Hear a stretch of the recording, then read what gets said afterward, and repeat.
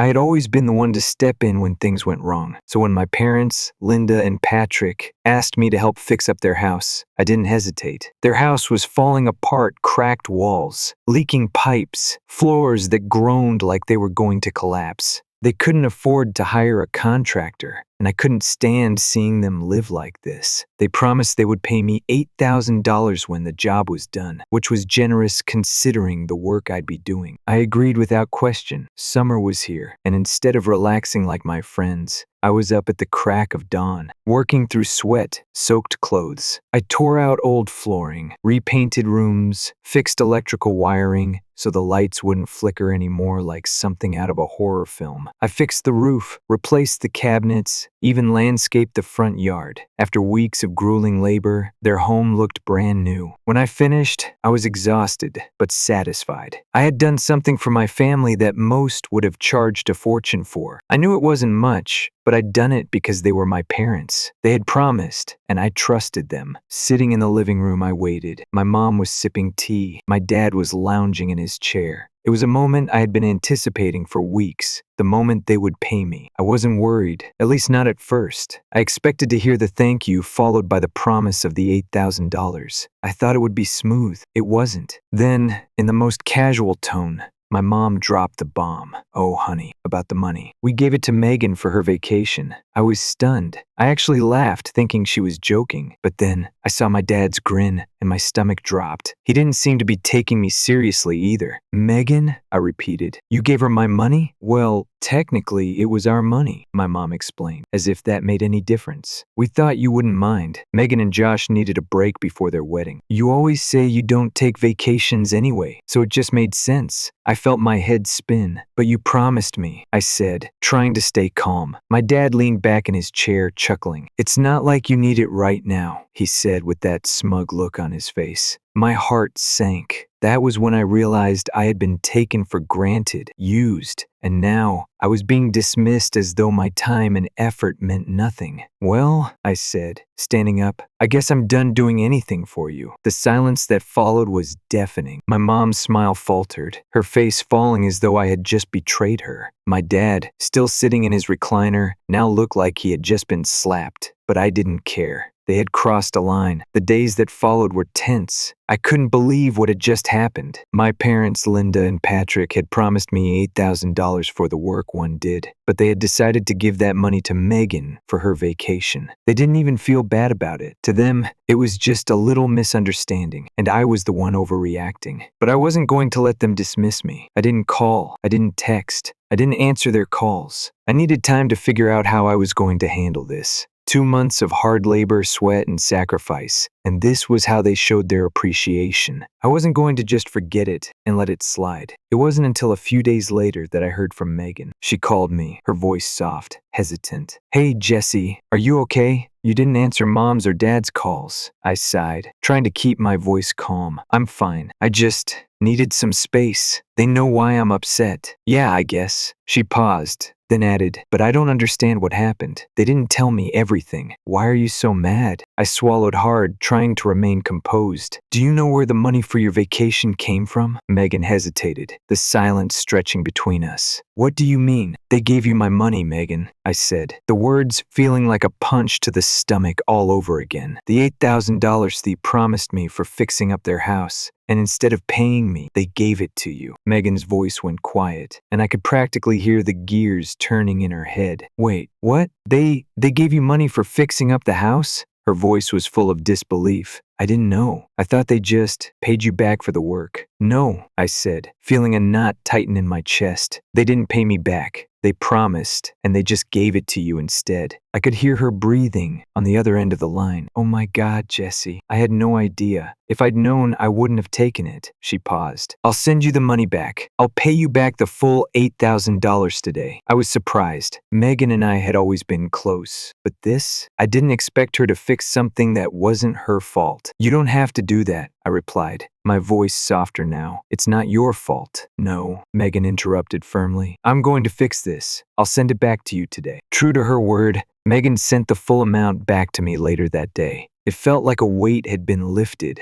but it didn't change the fact that my parents had done this, that they had chosen Megan over me. I didn't have time to reflect much longer though, because soon after, I started getting messages from Mom and Dad. My phone was blowing up. They were calling nonstop, leaving me angry voicemails and text messages, accusing me of being dramatic. Then my mom called again. I let it go to voicemail. A minute later, my dad's name popped up on the screen. "Brian, what the hell are you doing?" he barked. I knew he was furious, but I didn't care anymore. I took a deep breath before replying. "You know what's funny, Dad? You guys gave Megan my money, and now you're calling me dramatic for standing up for myself. You have no idea what respect is." Silence hung in the air. I could hear my dad breathing heavily on the other end, but I didn't let it faze me. I'd spent so many years trying to please them, trying to do things for them, because I was their child. But now, I saw the truth. They weren't my parents anymore. They were just people who saw me as a tool for their own convenience. When I didn't respond to their texts or calls for the next few days, they tried to guilt trip me. My mom sent me a text saying, "You've hurt us more than you'll ever know. We're your parents." And my dad sent one too. "You don't know what you're doing. You're tearing this family apart over a few dollars." I ignored them, both of them. Megan had fixed what wasn't her fault, but I wasn't ready to let them off the hook just yet. I needed more space to think. The days dragged on in a blur. I spent my time stewing over what had happened, replaying the conversation in my head 1,000 times. They had promised me $8,000 for the repairs I did on their house, but instead, they handed it to Megan for a vacation. I had worked day and night in that house, and now they had acted like I didn't matter. It was a slap in the face, and it was clear to me that they didn't respect me or the effort I had put into fixing up their home. I couldn't just walk away and pretend like it didn't happen. No, I wasn't going to let them off easy, and the more I thought about it, the more I realized I could do something they wouldn't expect, something that would make them understand the weight of their actions. I knew I had the receipts. Every penny I spent on that renovation had been on my credit card, every tile, every board of wood, every fixture. They weren't just paying me back for the labor, they were paying me back for the materials too. They had no idea what kind of power I held in my hands. It was a Thursday afternoon when I finally decided to act. I had been sitting around, staring at my phone, scrolling through social media when I saw the photos my parents had posted. They had been bragging about how beautiful their home was now, how much it had been transformed. I had done that. Every inch of that house, from the new hardwood floors to the sleek modern kitchen, was my work. But it wasn't just about the pride I felt in making their house look better. It was about the fact that they hadn't given me what they owed,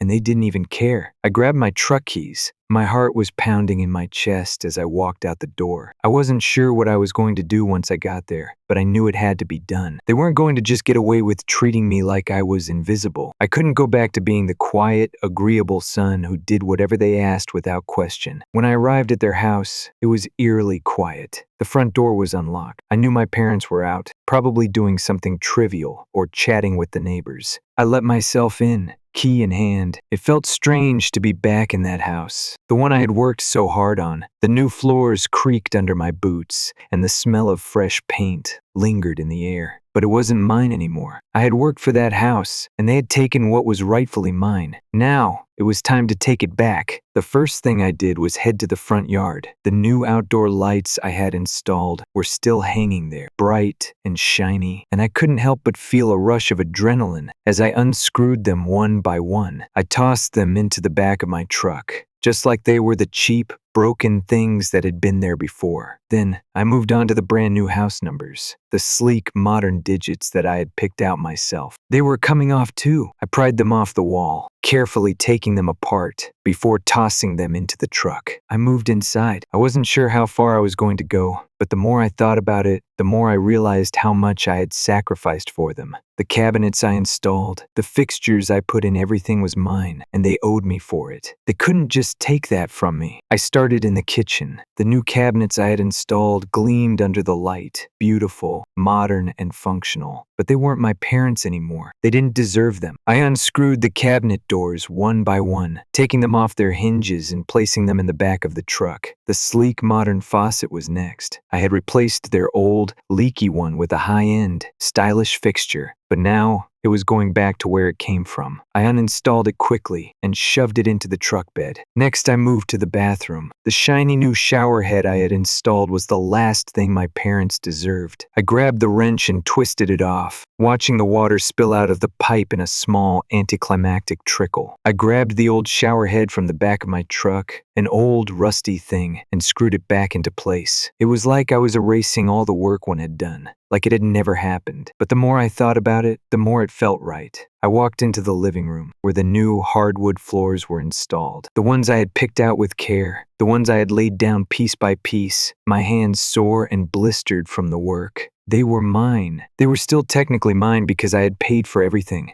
I dropped down to my knees, grabbing the edges of the boards with my hands, and began to pry up the planks one by one. I was methodical, careful not to damage them too much. I knew they'd be worth something if I ever needed to use them again. But for now, they were just going to be a reminder of what my parents had taken from me. By the time I had pulled up the first corner of the living room floor, I heard the sound of tires screeching in the driveway. I looked up, my heart racing. They were home. I quickly grabbed a plank of wood and stuffed it into the back of the truck as fast as I could. But it was too late. The front door flew open, and there stood my dad, his face red with rage, eyes bulging in disbelief. My mom followed close behind, panting as though she had just run a marathon. They stared at me, mouths agape, before my dad shouted, "What the hell are you doing?" I didn't flinch. I just stood there, holding the plank of wood in my hand, looking him straight in the eye. "I'm taking back what's mine," I said calmly. "You don't get to just take my work and pretend it doesn't matter." My dad stepped forward, fists clenched. "You can't just do this," he growled. "This is our house. We paid for all of this. You can't just come in here and tear it apart." I raised my finger, cutting him off. "Actually, I can, because it's mine. I paid for it. I have the receipts." I turned to my mom, who was standing there, still shocked, and added, "It's only fair." My dad's face contorted with anger. "You ungrateful little brat," he spat, but I wasn't afraid. I wasn't going to let them bully me anymore. I turned back to my work, continuing to pry up the floorboards. But before I could get far, I heard the sound of footsteps coming from the hallway. It was Megan. She stood in the doorway, her jaw dropped in shock as she took in the scene before her. "Oh my God," she whispered. "Brian, what are you doing?" I stood up and dusted my hands off. "I'm getting back what they owe me," I said. "I've spent 2 months working on this house, and they think they can just take my money and my effort for granted. I'm not letting them get away with it." Megan looked at our parents, her eyes narrowing with disbelief. "Are you serious?" she asked, her voice trembling with anger. "You took his money and now you're trying to charge him rent for staying here? And you've been acting like it's no big deal?" My mom looked at Megan, her face a mixture of guilt and frustration. "Megan, don't get involved," she said softly. But Megan wasn't backing down. "No, Mom," she said firmly. "This is ridiculous. You've been treating him like crap for years. And now you're trying to make him the bad guy? He deserves that money, and you're not going to get away with this." My dad stepped forward, furious. "This is none of your business, Megan. Don't talk to your mother like that." Megan didn't flinch. "It is my business. You're my parents. But that doesn't mean I have to stand by while you treat Brian like this." And just like that, something inside me shifted. For the first time, I felt like someone had my back. Megan wasn't just my sister. She was standing up for me in a way I had never expected. The tension in the house was unbearable. My parents, Linda and Patrick, stood frozen as they tried to process what had just unfolded. My mother, her face pale, was staring at Megan with disbelief, as though she couldn't comprehend why Megan would dare stand up for me. My father, equally stunned, was seething, but the anger in his eyes didn't faze me anymore. I had reached my limit with them. Megan stepped forward, her expression hardening as she looked at both of them. "You really thought you could just get away with this?" she asked, her voice steady but filled with disgust. "I don't care if you're my parents, this is wrong. Brian did all that work for you, and instead of paying him, you gave the money to me for a vacation." "I didn't know," I whispered, more to myself than to anyone else, but I felt the weight of my words. I had always trusted my parents, believed in the bond we shared, but now it felt like that trust had been shattered beyond repair. Megan turned to me, her face softening. "I didn't know they'd done that," she said quietly. "If I had, I would have never taken the money. You deserved it, Brian. You worked so hard. I'm sorry." I shook my head, still feeling the sting of betrayal. It's not your fault, Megan. You weren't the one who promised me that money. You didn't take it from me. But I can still help, she said, her voice firm. She turned to our parents. I'm paying him back. The $8,000. Everything. Today. That moment, with Megan standing beside me, was surreal. My parents had spent so long treating me like a tool to be used when convenient, but now they were finally getting a taste of what it felt like to be on the receiving end of this. Megan, who had always been their favorite, was finally seeing them for who they really were. My mom, still clutching the kitchen counter, looked at Megan, her face crumpling. I can't believe you're doing this, Megan. After everything we've done for you, her voice broke on the last word, dripping with exaggerated emotion. I scoffed. Everything you've done? You've never done anything for me that wasn't out of obligation. You've always favored Megan, and now you've just thrown me aside. I don't want your pity. Megan, usually the one who tried to keep the peace, was done being passive. This isn't about favoring anyone. It's about fairness. Brian did all the work and didn't ask for anything in return except what was promised. You took advantage of him, and if you can't see that, then you don't deserve his help or mine. My dad stood silent, but the vein in his forehead bulged, his knuckles white from gripping the chair. You think you can talk to us like this? We raised you, Brian. We gave you everything, and this is how you repay us? You didn't give me anything I asked for, Dad, I shot back. You promised me payment, but instead you gave it to Megan. That's not the way family works, Megan added, and we've had enough of this. We're not going to sit by and watch you tear us apart over a few $1,000s. Her voice was low, controlled, but I could feel the anger just beneath the surface. You've been doing this for years, making us feel like we're obligated to please you, to bend over backward for you, and I'm tired of it. At that moment, I realized something had shifted. Megan wasn't just my sister anymore. She was my ally. And for the first time in a long time, I didn't feel like I was alone. A few days passed, and the tension between my parents and me was palpable. I didn't answer their calls or texts. I didn't want to hear their empty apologies or their attempts to make me feel guilty. I had reached my breaking point, and I wasn't going to back down. But it wasn't just about me anymore. It was about making sure that everyone knew the truth. They had posted photos of their house on social media, bragging about their beautiful renovations and how much work they had put in. But I had done that work. I had paid for the materials. I had labored for weeks, and they had promised to pay me back. Now, it was time for them to face the consequences of their actions. I sat down at my laptop, my fingers hovering over the keyboard. For a moment, I hesitated, but then I thought about how they had treated me, how they had taken everything I gave them for granted. I thought about how they had tried to manipulate Megan into siding with them, how they had used their power to control us. It wasn't right, and it needed to be exposed. I began typing. Facebook post. Hey everyone, remember that home renovation my parents were showing off? Fun fact, I did all the work. I paid for all the materials, and they promised to pay me back. Instead, they gave the money to my sister, Megan, for a vacation. So, after 2 months of working day and night, they didn't give me a dime. They tried to charge me rent for staying at their house while I was working for them. And when I refused to back down, they tried to turn the situation against me. But the story doesn't end there. Megan paid me back the $8,000 they owed me. And by the way, the house isn't really their renovation. It's mine. I bought all the supplies, did all the work, and now they're pretending they had any part in it. If you need free labor, my parents love to take advantage of their kids. I attached the before and after pictures of their house, the pristine floors I laid, the cabinets I installed, the landscaping I had done. I tagged Megan, my parents, and a few other relatives. Then I clicked post and closed my laptop. Within minutes, the post exploded. People were commenting, messaging me, expressing disbelief. Family members I hadn't spoken to in years were reaching out, shocked by the revelation. Some of them had been there for the renovations, seen the work firsthand, and they couldn't believe what my parents had done. Others had heard bits and pieces of the story, but had no idea how deep the betrayal ran. One of my cousins commented,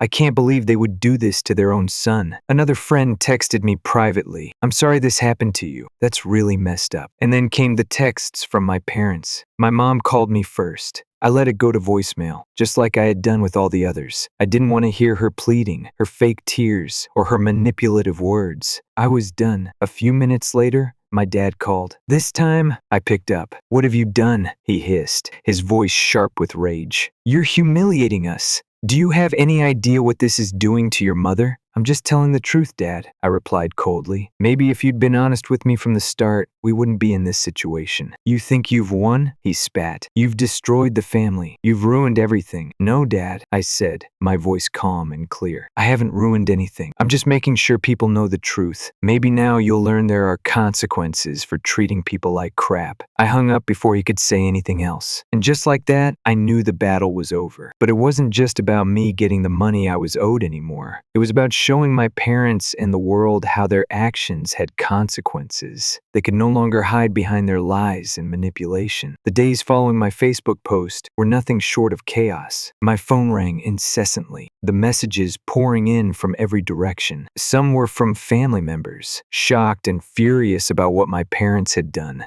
Some were from friends who had no idea what had been happening behind the scenes. A few were from acquaintances who had seen my post and couldn't believe the truth that I had laid bare. But the most difficult calls came from my parents. They didn't stop calling me. My mom, with her usual tears and manipulation, left voicemail after voicemail. I couldn't even bring myself to listen to them anymore. Her voice, once comforting, now made my skin crawl. My dad's calls were filled with threats and anger, demanding I take down the post. You've ruined us, he yelled. You think you're clever? This is a mistake you'll regret. But I didn't regret it. Not for a second. The real kicker came when I got a text from Megan. She told me that my parents had tried to manipulate her too. They wanted her to talk to me, to convince me to delete the post and apologize for airing our dirty laundry. They promised her that things would be back to normal if I just took it all down. Megan, however, was done. I don't care what they say, she told me. I won't let them guilt me into siding with them anymore. I've seen how they've treated you. This is their mess, not mine. I felt a sense of relief. Megan was fully on my side, and for the first time in years, I wasn't the only one in our family fighting to be heard. Megan had always been the golden child, the one who could do no wrong. But now, she was seeing our parents for who they really were, and she wasn't going to be their pawn anymore. She wasn't going to let them manipulate her, and I wasn't either. After a few days of ignoring their calls,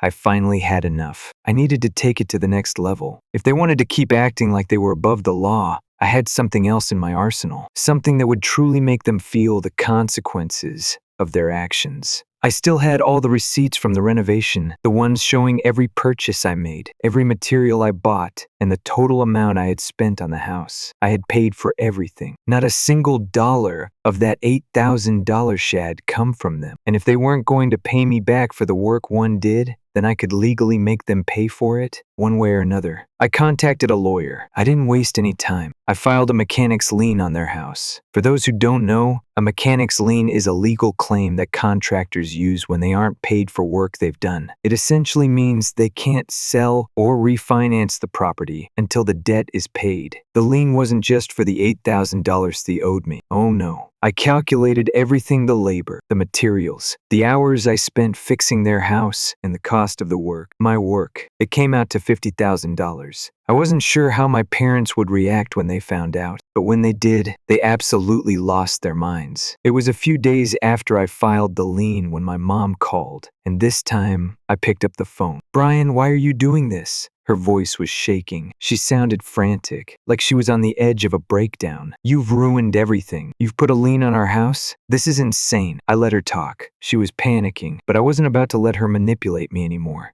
I had made my decision, and there was no turning back now. You promised me $8,000 for the work one did, I said flatly. I gave you 2 months of my life, fixing your house, doing things that contractors would charge tens of thousands of dollars for. You didn't pay me, so now you're going to pay the price. She let out a frustrated sob. We can't afford to pay you that much, Brian. You're breaking us. Please, don't do this. I'm not breaking you, I said, my voice steady. You're the ones who broke this family, not me. I gave you a fair deal, and you took advantage of me. Now, you have to face the consequences. There was a long pause on the other end, and then she muttered, You're going to regret this. No, Mom, I replied, my tone cold. I'm not, but I think you will. I hung up, feeling a sense of finality wash over me. I had done what I needed to do. I had stood up for myself in a way I never thought I would be able to. The fallout didn't stop there. My parents tried everything to undo what I had done. They called everyone relatives, neighbors, even family friends trying to justify their actions. But the word was out. People knew what had really happened. They couldn't hide behind their lies anymore. And then,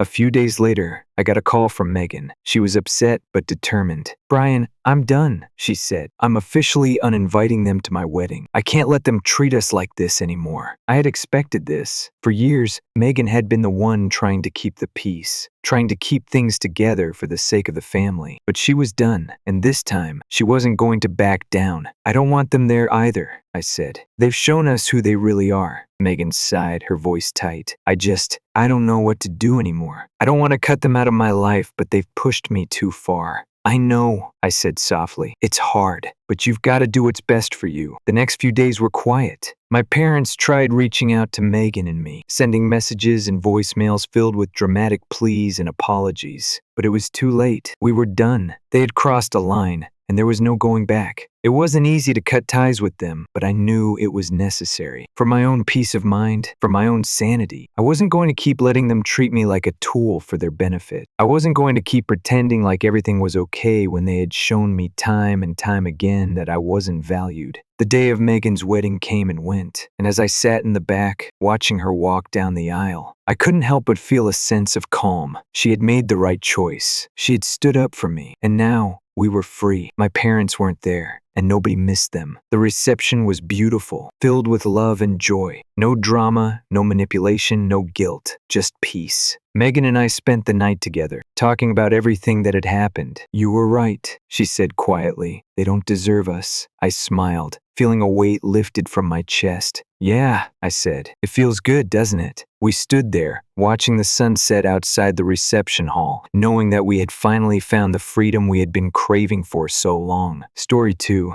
I'm still trying to wrap my head around everything that happened. It feels like the last few months were a whirlwind, and now that it's mostly over, the pieces still don't fit together properly. Let me start from the beginning, so you can understand how things went from helping out family to a full-blown nightmare. My stepsister, Shannon, who is 30, came to me a few months ago after her divorce. She had just separated from her husband, Tobias, a 34-year-old corporate guy, after 5 years of marriage. She told everyone it was because Tobias had been emotionally abusive and cheating on her with a coworker. Her story hit hard. We all felt for her, especially when she mentioned that she was 4 months pregnant. I think that made everything even more heartbreaking. At the time, Shannon was living in a shared apartment with a roommate, but after her divorce, things were tight financially. She asked if she could move in with me and my husband, David, who's 32. She claimed she couldn't keep up with rent anymore because of the divorce expenses and the legal fees. Plus, she said she didn't want to be alone during her pregnancy. I discussed it with David. He wasn't keen on the idea. He'd always felt uncomfortable around Shannon, but I didn't take his concerns seriously. He said she always made him uneasy, but I brushed it off, thinking it was just his personality. Shannon had always been kind and well-behaved at family gatherings. How could she possibly cause trouble? I convinced David that families should support each other in tough times, and after some reluctance, he agreed to let her stay with us. At first, things went well. Shannon kept to herself, stayed in her room, and seemed genuinely grateful for the help.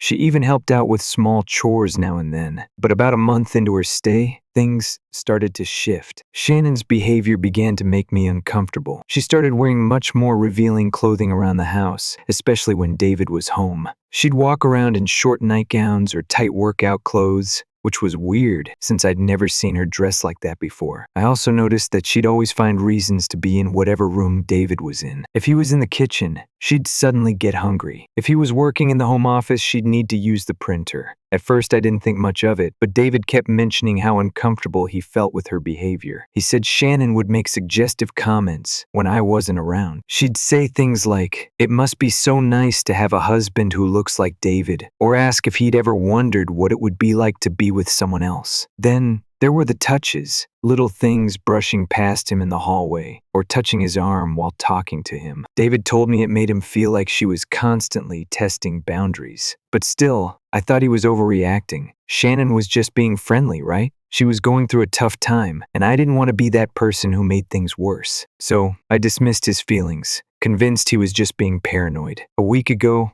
I decided to throw Shannon a baby shower. She'd mentioned how sad she was about not having a proper celebration for her pregnancy, especially with the divorce. I thought it would be a nice way to support her and show her that she wasn't alone. The shower went well. It was fun. No drama, everyone seemed to enjoy themselves, and Shannon looked genuinely happy. But then the next day, everything exploded. Shannon posted a message on social media accusing David of sexual harassment. She said he had been making inappropriate comments whenever I wasn't around, walking in on her while she was in the bathroom, and trying to touch her whenever he could. But the worst accusation was that, during the baby shower, David had cornered her in the kitchen and tried to kiss her, only stopping when he heard someone coming. My world collapsed. The reaction was immediate. My stepmom, Claire, called me, furious. She screamed at me, saying she'd always known something was wrong with David and couldn't believe I had allowed a predator into our home. My dad sent me a message saying he was disgusted by us and needed space to process everything. Shannon's friends flooded David's social media with hate, calling him a predator and threatening to report him to his school. David was devastated.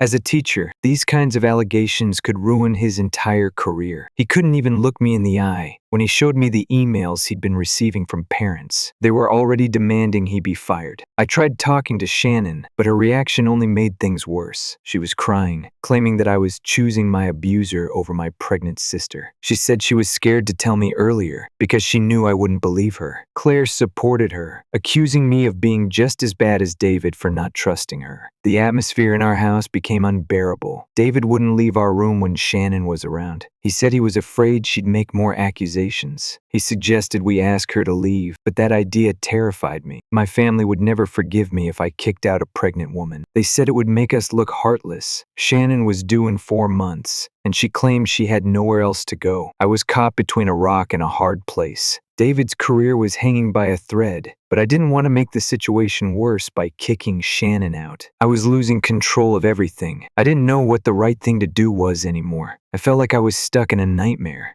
and I couldn't figure out how to wake up. Should I kick Shannon out? Should I believe my husband? Was I the one in the wrong? After my last post, I spent several sleepless nights rehashing everything that had happened. Something didn't sit right with me about Shannon's story, the timing of her accusations, the way she had acted before the baby shower, and most importantly, how they seemed to conflict with everything I knew about David. It felt like I was missing something, so I decided I needed to dig deeper. The hardest part was figuring out how to contact Tobias. Shannon had been meticulous about cutting him out of our lives. She'd blocked him on all social media and erased his contact from my phone years ago when they first started having problems. The divorce had made everything worse. No one had spoken to him since. I spent 3 days digging through old emails, asking around, and eventually got a mutual friend to help me track him down. When I finally reached Tobias, his response to Shannon's accusations was surprising. He wasn't angry or defensive. In fact, he sighed deeply and said, "I should have spoken up sooner." Then he told me something I never saw coming. Tobias revealed that Shannon was the one who had been unfaithful during their marriage, not him. She'd been having an affair with her coworker, Jake, for months before their split. He told me how he had caught them one night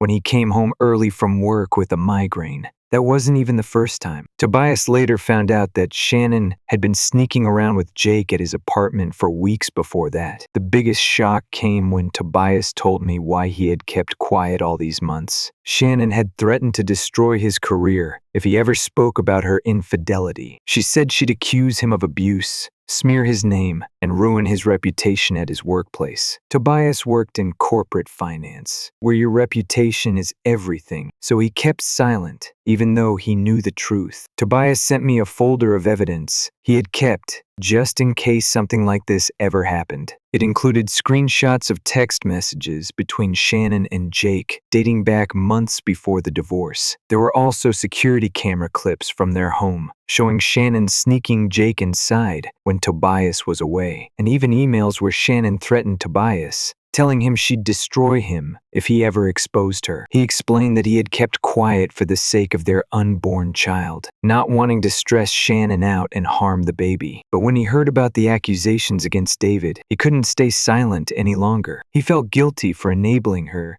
to keep up the innocent victim act all these years. I spent the entire day going through the evidence Tobias sent me. The messages between Shannon and Jake were explicit, no room for doubt. They'd been planning their affair, talking about their future together, even discussing how they would handle things when Shannon eventually left Tobias. It was all there, laid out in black and white. I confronted Shannon with everything I'd found. I expected her to deny it, to try and explain it away. But instead, she completely broke down. Through her tears, she admitted to making up the accusations against David. She confessed that she had developed feelings for him during her stay with us. She said David was always so kind to her, always willing to help. She thought they had a special connection, and when she made a move on him and he rejected her, she got angry. She told me she felt humiliated and wanted to hurt David the way he'd hurt her. That's when she came up with the idea of accusing him. She had carefully planned it all out, waiting for the perfect moment after the baby shower, when all the attention would be on her social media. I recorded our entire conversation. I thought it might help clear David's name. But when I showed everything to my family, Tobias's evidence, Shannon's confession, they still wouldn't believe us. Claire accused me of manipulating Tobias into lying. She said I must have threatened Shannon to get her to confess. My dad still wasn't speaking to any of us, and the tension was unbearable. What made it worse was that Shannon was still living in our house. Claire kept threatening to tell everyone that we were heartless for kicking out a pregnant woman. She insisted that only monsters would throw out an expectant mother, and I was terrified of the fallout. David was barely holding it together. Then,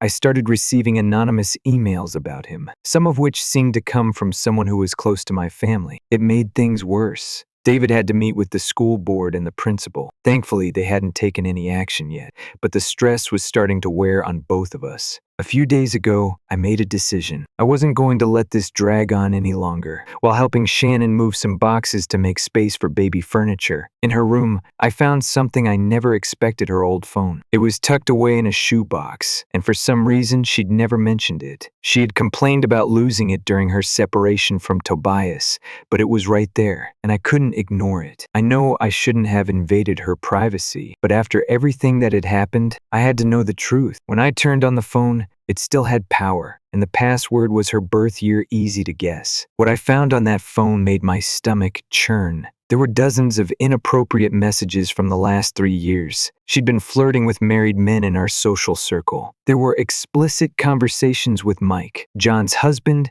James, my cousin Peter's husband, and even Sarah's ex-husband, Tom. The messages showed a clear pattern. Shannon would start with friendly texts, then escalate them to more suggestive ones, and eventually send inappropriate photos, trying to arrange meetups. The worst part was discovering messages from her previous roommate's husband, Mark. These messages were from when Shannon first separated from Tobias and moved in with her friend Amy. Shannon had tried the exact same thing she did with David, flirting with Mark, then accusing him of making her uncomfortable when he rejected her. I spent hours taking photos of everything, documenting it all. I found messages where Shannon bragged to her friends about how easy it was to manipulate people into believing her. She joked about always being able to play the victim card, saying that everyone would believe her no matter what. I reached out to Sarah, who I hadn't spoken to much since her divorce. She told me everything, how Shannon had tried to destroy her marriage when Sarah caught Shannon trying to kiss Tom. And when Sarah confronted her, Shannon turned the story around and accused Tom of harassing her. Their marriage couldn't survive the stress that followed. I also found messages proving that Shannon had known about Jake long before Tobias discovered the affair. They had been planning their affair for months, and Shannon even helped Jake create a fake email account to send anonymous tips to Tobias's workplace about supposed misconduct. The most recent messages were with Claire. They were discussing how Shannon could save money by staying with us, with Claire suggesting that Shannon play up the pregnancy angle to gain sympathy. There were even messages where Claire and Shannon talked about how David seemed like an easy target because he was always trying to be nice to everyone. I showed all of this to David. He was relieved to finally have solid proof of Shannon's manipulations, but horrified at how long she had been deceived deceiving everyone around us. We contacted our lawyer again. The evidence from the phone could help us fight back against her accusations, but I still hadn't confronted Shannon. She hadn't noticed the phone was gone, and I was gathering more evidence before making my next move. David thought we should go straight to my dad, but I wanted to be sure we had the full picture before we did anything drastic.